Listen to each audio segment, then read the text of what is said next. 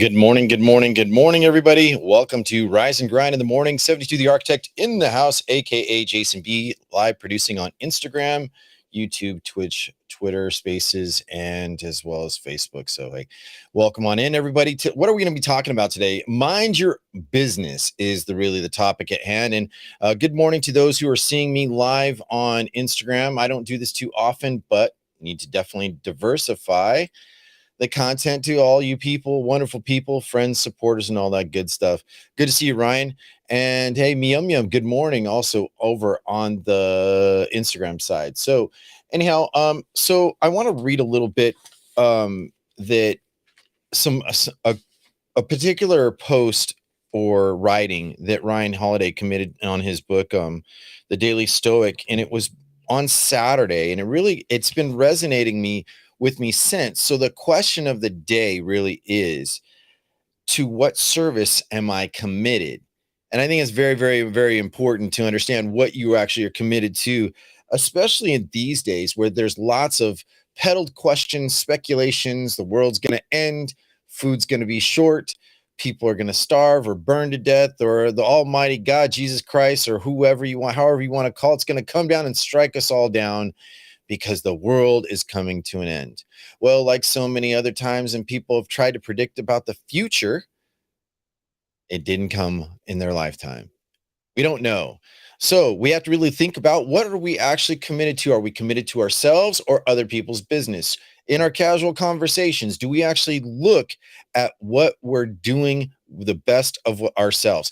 How much time do I spend? Like, if I looked at the analytics of my phone and looking in the wandering of spaces that I go or people that I talk to, am I really doing the best of my ability to where I can achieve most, right? And good morning over to you, Claudia and Tony. Good to see you. Gio, good to see you, my friend. Also, so I'll read what the quote from Marcus Aurelius said, and this brief really got to me a few days ago. And he says, according to his Meditations 5.11, he says, "To what service is my soul committed? Constantly ask yourself this and thoroughly examine yourself by seeing how you relate that part called the ruling principle. Whose soul do I have now? Do I have that of a child, a youth, a tyrant, a pet, or a wild animal?" Now, Ryan on page 213 of his Daily Stoic says, "To what are we committed? What cause? What mission? What purpose? What are you doing? And more important, why are you doing it? How does it how does what you do every day reflect in some way the values you claim to care about? Are you acting in a way that's consistent with something you value, or are you wandering unmoored to anything other than your own ambition? When you examine these questions, you might be uncomfortable with the answers. That's good. That means you take the first step to correcting your behavior, to being better than those with wild creatures of Marcus Aurelius had mentioned. It also means you're closer to discovering what your duty calls you to do in life. And once you discover it, you move a little bit closer to fulfilling it. I think that's very, very important in the long scheme of things, because I am not I'm not innocent of not being involved with gossip. I'm not innocent of not getting into other people's manners, giving advice. I'm not innocent of that. I've done it. I've done it like so many others. But at what point does it stop? And really, do you really pay attention to what matters to you most? Are you over leveraged by circumstances and situations that are out of your control? Say, like your family has an expectation. You could be married. A friend of mine talked to me this last week about exactly this. They feel that they're being intruded on so much that they can't be a valued member within their own family. The husband goes running off to mom's house all the time. Mom doesn't really like the wife. They have two kids. And I can only imagine the division in their household and the division within themselves. Like, did I really marry the right person, or did I marry a mom and her child? That's a big, big instance. That's a big, an event. When do these people take ownership and step up for themselves so that they can invest in what they already have? I'm also guilty of this. I know exactly how that feels. But in the long scheme of things, we what are we doing best at when we're looking at these people? When we're looking at, does anyone really care about how well we're really doing? Or they're just doing it as a passerby? Of course. There was a quote from a lady I days ago I had heard, and she was saying it in like somebody's TikTok, and she goes, everyone's cheering for your success, but when you get successful, there are more than you know that are cheering for your downfall. How true is that? And evidence of that is the level of gossip. When someone is doing something better than us, maybe they're achieving a height that, are you really sincerely happy for them? When they start enjoying things like vacations and better clothes, maybe they got a better car. And you hear sometimes the snicker and the envy of others. They must think they're all that. You must think that you're all that based on maybe your profession. I was a waiter for 15 years. 15, about 15, 17 years. I had envied other attorneys. I had and legal professionals. I had envied people that wore a suit for a living, walked and drove a nicer car than I did. But one thing all during that time when I was getting towards my goal was mind my business to get me to the place that I need to be. There's no fast express way of getting you that to becoming a professional. That's why I don't work jobs. I'm not just over broke. That's what job means. Got it from what was his name? Robert Kiyosawa, the guy from Rich Dad Poor Dad. Sorry if I mess up your name. No offense. But also the things that what we got to notice, in an everyday basis is how many distractions are really in your face from the moment that you get up, from you grab your cup of coffee.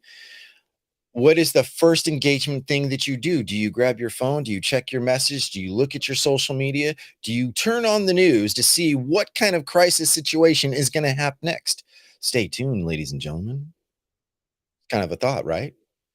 But if we actually take the time to say, you know what, maybe I just don't need to be aware of every world crisis that I cannot make an impact immediately to. This is why I like to read the newspaper. Yes, they still exist in some places. The newspaper allows me to peruse the news from the day before to give me time to process so that I can think about the best ways I process myself. So there's a few questions that I got from the reading. And this is about examining yourself before others, before you're judging others and everyone else. Number 1, to what are you committed? I know so many people that have a lack of commitment and they say, well, I need to go to real estate school. I need to go back to nursing school. I need to do this. I need to do that. And they're telling everybody else, but I'm looking at them and I'm like, I'm happy that you have that realization. I'm saying this to myself, honestly.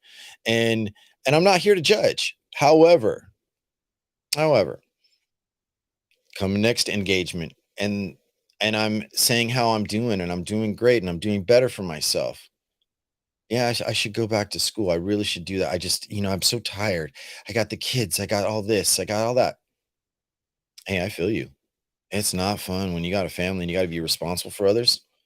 So that talk keeps it's like a bad habit. It's like what's the name? Dustin Hoffman's character on the Rain Man with Tom Cruise, and he's just like nodding forward. Got to watch Wapner. Got to watch Wapner. I got to get successful. I got to do this. I got to go to school. And he keeps saying it, but then nothing changes. The pattern stays right where it's at. So when you think about, you know, are you committed to the best of your life? I've said this before. I've talked about this. This is nothing new, honestly. But if you really, really take in consideration of the most important things, like number one, can I sleep at night? Do I have a roof over my head? Do I have food to eat? You know, can I support my family? Can I do the best things, that I'm in charge of? That goes under your commitment. So number two, I like this question. What cause, what mission, for what purpose? We say that we want to be successful. We say that we want to do things, but you know, until it's really crystal clear, it's like an imaginational tool. Like, oh, hey, like, oh, that's a nice place to go check out. Maybe I should go there someday. But when I know a reason to go forward, and then guess what? I go and do it. I have a choice. Go do it. Well, it's so hard. And I can't tell you in how many conversations I've heard people say, like, look, I'm going to talk myself out of doing A, B, and C because it's so hard. It's tough. I don't know. I'm not convinced, you know? And when I think about all that, it's like, what has that thinking ever done for me, honestly? And I can't think of anything positive that any of that stuff really did for me. Not one thing. Being paralyzed in your thoughts of saying, I know I need to go and do something, but do I really know the reasons why to make those steps? And even when I don't know, just go forward. So the next question, you know, Ryan pointed out in his line of questioning, he says, why are you doing it to begin with? Why do you want success? Why do you really do you talk about it like in passing conversation that serves nothing? So if you don't have that, then we really need to evaluate what you're doing, why you're doing it. If you keep talking about it like it's a mission, then the only thing is like in the military, they teach you like, hey, your commitment, you're paying attention to details, the most important things that we need to pay, to get out of you, to be a part of that team. But see, when we are minding our own business, we are definitely going through things. And say, like, if someone's mentioning something that someone else did bad, did you hold your tongue? Do you watch what they're saying before you say it? Many times we're not. I'm not, a lot of times I don't. I don't manage my tongue as much as I've wanted to in the past. And then the repercussions of those choices. I like Jack Canfield's formula from the guy who wrote Chicken Soup for the Soul, and he wrote Success Principles. And he has this formula that he puts in. It says event plus response equals outcome. So scientifically explaining that particular thing, what you've got to look at exactly is what's the thing? Why is it here? How do you respond to it? Do you respond or not respond? Everything has a value, whether you do something or do nothing. And then the equal part, what happened? What were the results? Why did you involve yourself? Maybe, for example, I think a lot of us have been through that situation where our parents or family members had downtrodden or talked down to our dreams. No, that's crazy. You can't do that. It's so expensive. College is crazy. Go to a smaller school. Don't aim so high. Get married. Just find someone to be happy with.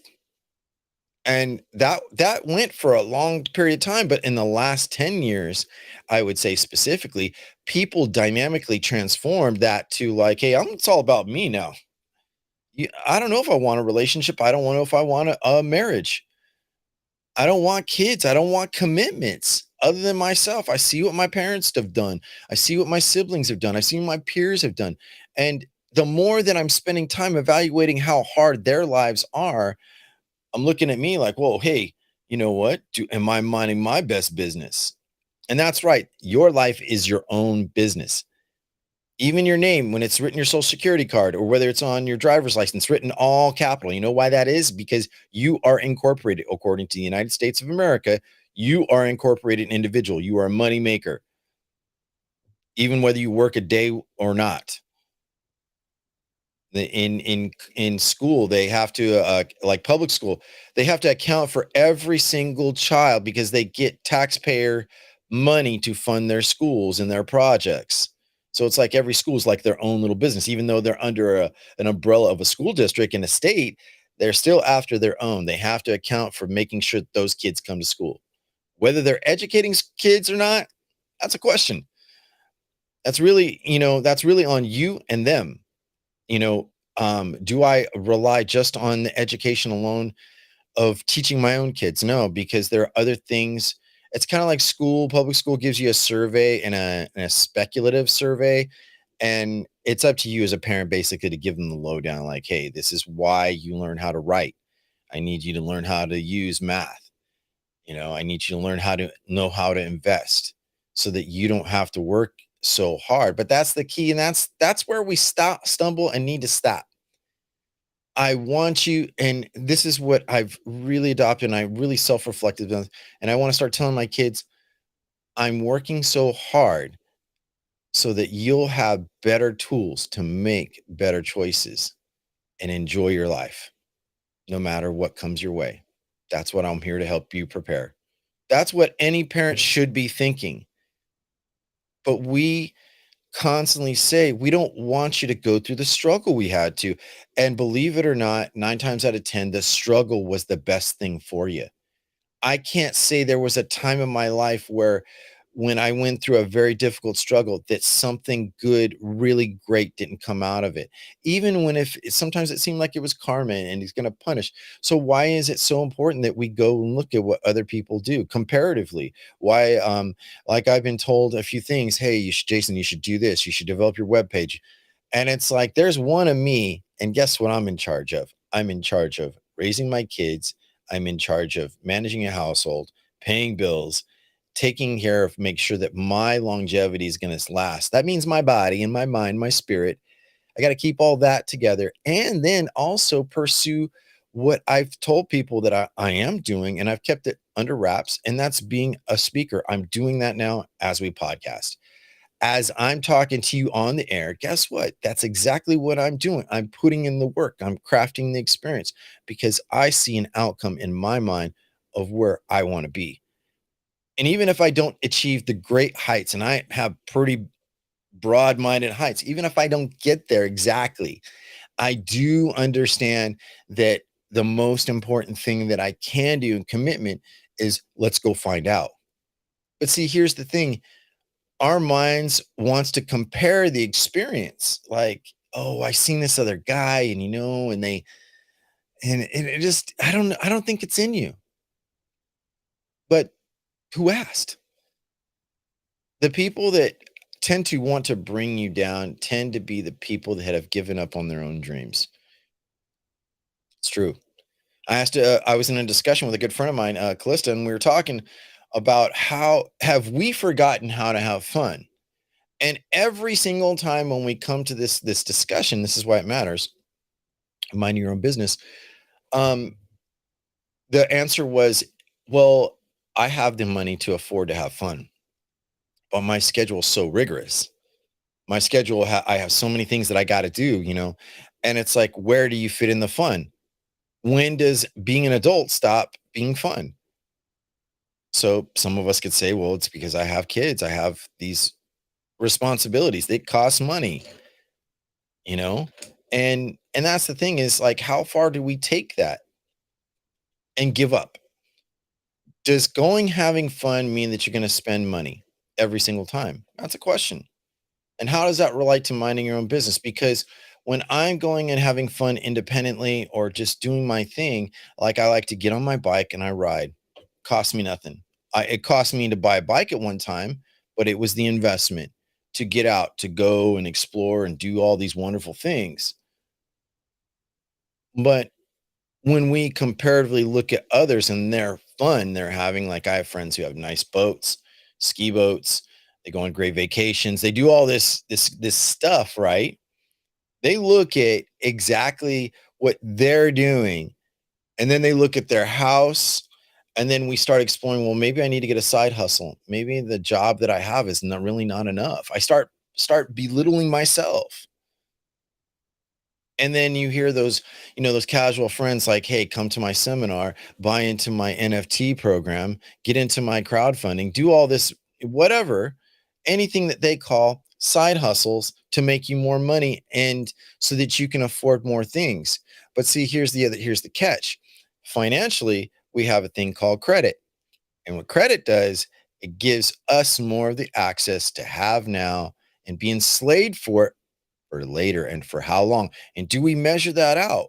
So then we get into this feeling like, well, if I'm envying somebody else of what they have and I'm envying what they need and all the things that need to take place in their life, well, then what am I doing for myself? You know, I'm giving my life for some objects and some things right now, but I'm going to pay a lot more days and nights and stress and fight in circumstances and repeat the process. That's crazy. if you ask me. But yet, we've all done it. When you take best care of yourself and others, and that's why I was really, really looking at this question to what service is my soul committed to? It's very, very important. You can't avoid it. Are you really looking at, like, when I talk to my significant other, and we have that discussion, where are we putting our money away to? How are we going to be able to, not just thrive but survive as we capitalize? That's what all the wealthy people in the world, the one thing they did well from their greatest grandfather, whoever got them the silver spoon in their mouth or not, or they made something. They knew that one important thing must take place. I must be able to retain and make and save more than I actually spend. That's why we look for deals. When we go out shopping, you look for, oh, well, two for $6. Yeah, I want to buy say like you want to buy a loaf of bread. Yeah, two for $4. Sounds like a great deal, right? Then you look at the unit price, and what would seem like a sale is not a sale at all. It's just times two. They just put it in a rounded number. That's all they did. Happens all the time. We're looking for the cheapest deal. No, I don't really want to spend all that money. You talk yourself out of getting, say, excellent health care at times. And yes, you got to be marginal about what you afford. Like, for example, I'm spending a lot of money on the dentist to fix my teeth. Why? Because I want to be able to smile proudly and be happy with the way that my teeth look. It'll also help me process and eat. See, now that's me measuring out all those critical things, in which I did miss a couple of questions on my list, you know, how, like, and this is a self-evaluation question to so that you are minding your own business the best way you can. How does what you do every day reflect in some way the values you claim to care about? Right? People talk about, like, I care about, I have great morals and ethics. Yeah, that's awesome. I appreciate it. But if your line of talk don't measure the line of your walk, that's when people question you. They want to call you hypocrite. But what is it, the actual investment of them? Just mind space most of the time. If they don't have any money poured into you and saying, "Hey, well, this is what you're going to get," like, well, that's great. If they don't have anything, then they don't matter. This is why it's told so often in so many books. Other people's opinions don't matter. They really don't.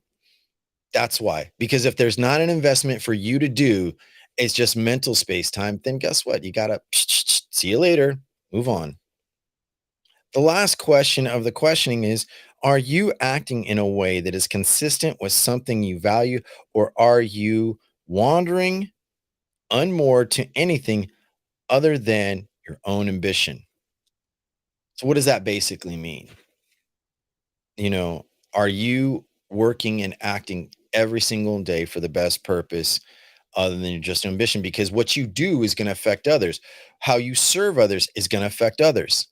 And there is an exchange. Nobody's self-made. Some of are taught, but guess what? Self-taught is still a reflection of they learned from something somewhere. They watched somebody. So it's really not self-made at all. It's not self-taught. It's just being taught.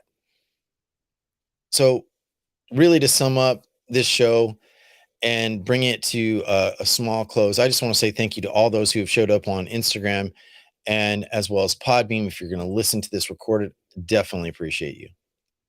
But as I come to a close with my thoughts about all this, if I'm talking more about others than what I'm interested in to get involved and work with others, there's a big problem. If it's uncomfortable, like Ryan said, he spelled out those 5 questions. Yeah, you should be feeling uncomfortable, but don't be paralyzed in being uncomfortable. Don't sit there and cry and worry, well, the world is going to end. No. Like, if you go on TikTok right now, in my feed in TikTok, I have seen more people try to peddle, well, invest in my program.